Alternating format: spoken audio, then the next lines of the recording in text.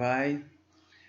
Hoje a gente vai falar um pouco dos autores contratualistas, ou seja, aqueles autores que no pensamento político moderno começaram a constituir as bases que depois vai se tornar uma ciência política. A gente vai falar dos contratualistas e depois vai falar um pouquinho do Maquiavel.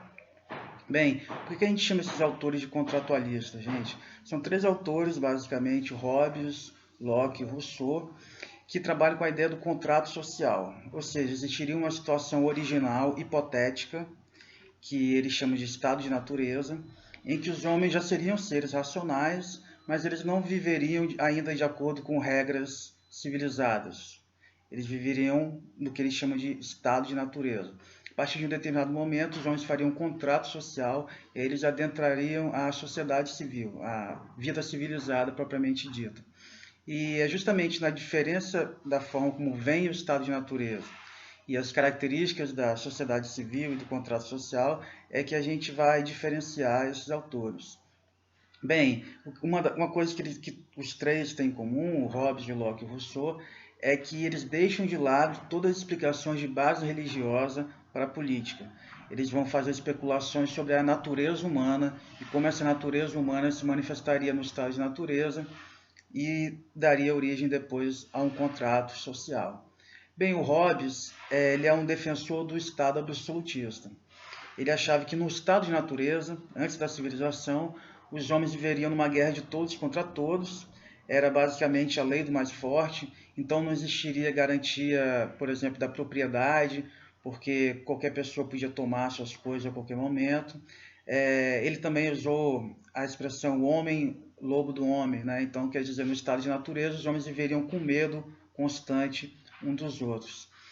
Para superar essa situação, os homens fariam um contrato social, em que eles entregariam, por exemplo, o direito do uso da violência para o Estado, né, para esse soberano. E aí o Hobbes usa uma imagem bíblica, né, do monstro Leviatã. E uma vez entregue o exercício da força, por exemplo, para o soberano, a gente pressupõe que esse soberano ia ser responsável, então, por proteger a propriedade, proteger a vida das pessoas. Então, a propriedade, por exemplo, só seria garantida, em última instância, com o contrato social. Uma característica importante e que vai legitimar o Estado absolutista é que, uma vez que os cidadãos, então, entregam o poder para esse soberano, eles não têm mais direito de se rebelar contra esse soberano se ele se tornar tirânico, por exemplo. Uma pessoa individualmente, ela tem o direito de defender a própria vida a qualquer momento, mas a sociedade como um todo não tem direito de se rebelar contra o soberano. É nesse sentido, então, que o Hobbes ele é um defensor do Estado absolutista, ele é contra o parlamento, as assembleias, porque ele achava que elas aumentavam, intensificavam os conflitos. E só uma autoridade soberana poderia pacificar a sociedade.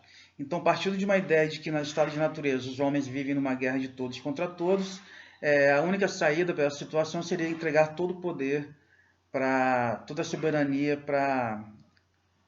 preferencialmente para um rei, de acordo com Hobbes.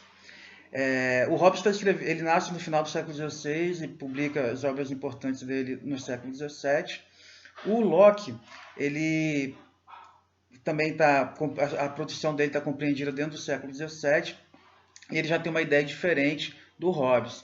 Ele não achava que o estado de natureza era um estado de guerra de todos contra todos. Ele achava que no estado de natureza, por exemplo, a propriedade, ela já era um direito natural. Você trabalha, você produz determinada coisa e o produto do seu trabalho é a sua propriedade natural. Então, para o Locke, não é o soberano que vai instaurar o direito à propriedade, ele já existe. O problema é que, por exemplo, para você fazer cumprir um contrato, às vezes você pode ter uma série de dificuldades.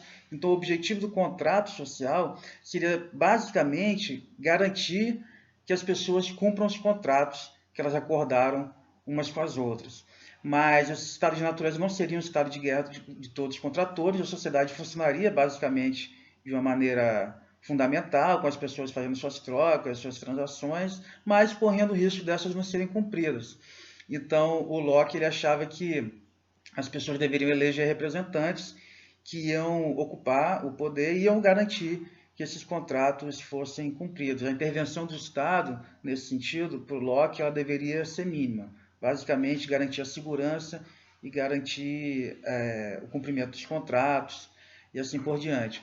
O Locke ele achava que se o governante ou os governantes, os representantes, se tornassem tirânicos, o povo tinha direito de se rebelar. Então, nesse sentido, ele é bem diferente do Hobbes. Ele não é a favor de um poder absoluto.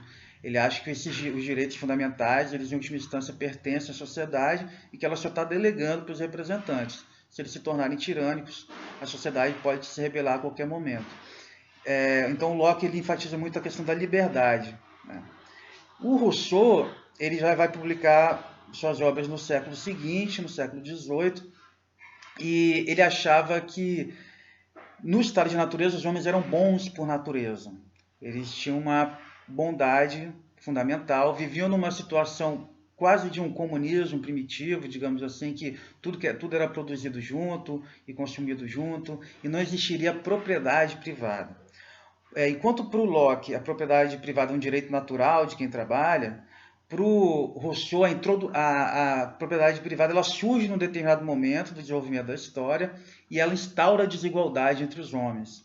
E aí, nesse sentido, o objetivo do contrato social seria, através da vontade coletiva, restaurar essa igualdade, controlar essa desigualdade instaurada pela propriedade privada. E aí, como o livro didático de vocês mostra,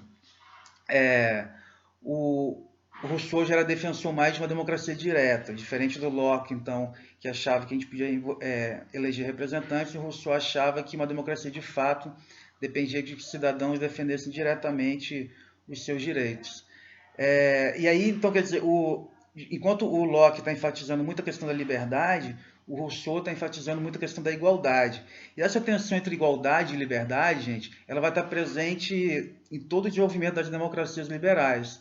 A gente foi comparar, por exemplo, a França e os Estados Unidos são uma democracia liberal que enfatiza muito a liberdade e não tanto a igualdade. Então, por exemplo, a gente sabe que, apesar dos Estados Unidos serem a maior economia do mundo, ou daqui a pouco vai perder para a China, a questão da igualdade social é um problema lá, tem muita gente pobre, muita gente que não tem acesso a um sistema de saúde, não existe um sistema de saúde público e universal, né, nos Estados Unidos, enquanto na França não, existe uma ênfase muito maior na igualdade e não tanto na defesa das liberdades individuais. É claro que a França é uma democracia liberal consolidada, em que as liberdades individuais também estão consolidadas, mas quando a gente vai comparar a ênfase do sistema político, o que o sistema político se preocupa mais em defender, a gente poderia dizer que o sistema americano enfatiza mais a liberdade e o sistema francês enfatiza mais a igualdade.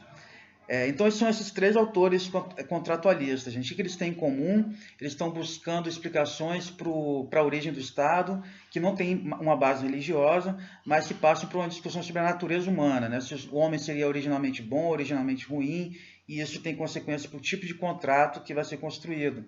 Então, tem consequência para a relação entre a sociedade e o Estado, né? Quanto liberdade resta à sociedade em relação ao Estado.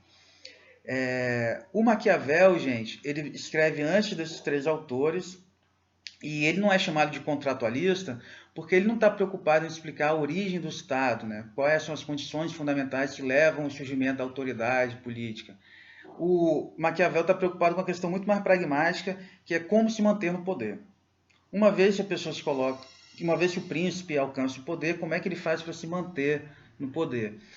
Então ele não está preocupado, por exemplo, em que um príncipe seja virtuoso, que ele seja honrado, que ele represente os desejos de Deus, não. A questão dele é como que faz para o príncipe se manter no poder. E aí ele desenvolve dois conceitos interessantes. Um que é a virtude e fortuna. A fortuna são todas as coisas que acontecem no mundo da política sobre as quais o príncipe não tem controle.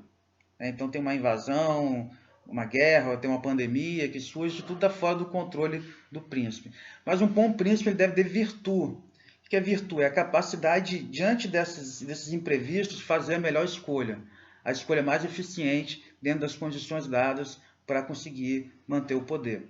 Então, é por isso que as pessoas usam a expressão maquiavélico, né? No sentido de que a pessoa está preocupada só em atingir seus objetivos de uma maneira pragmática, utilitária, né? A visão do Maquiavel sobre política é justamente uma visão mais pragmática, como se manter no poder. Ele não está preocupado, por exemplo, a questão sobre ser amado ou ser odiado. Para ele, tanto faz.